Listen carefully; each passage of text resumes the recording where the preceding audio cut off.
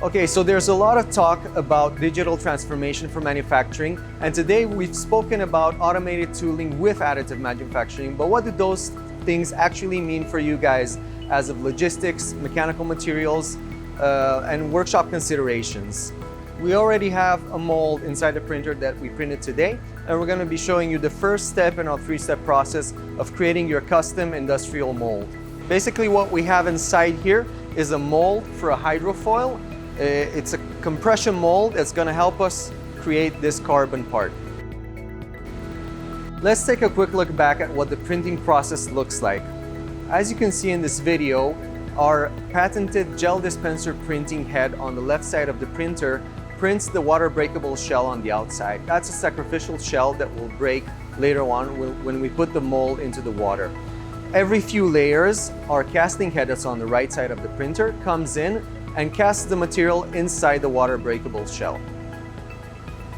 One of the big benefits that you're going to see throughout the process is that from this 3D printed block, we already are going to have all our fixtures printed in place, our flanges, and any other design features that in a conventional process you might add it in different steps or in different manufacturing processes. And here we have it all done in one piece. I'm going to now take this mold into its second stage in the process, which is post-curing.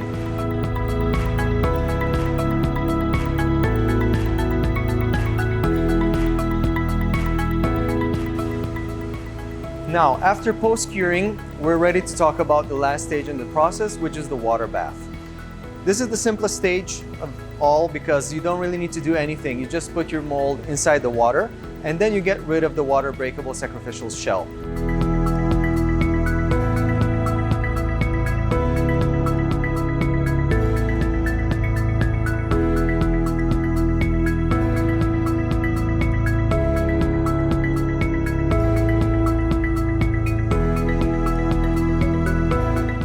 The water breakable material crumbles away and does not dissolve in the water, which means that we can reuse the water, and if we filter it out of the water and let it dry, it can be disposed as regular trash.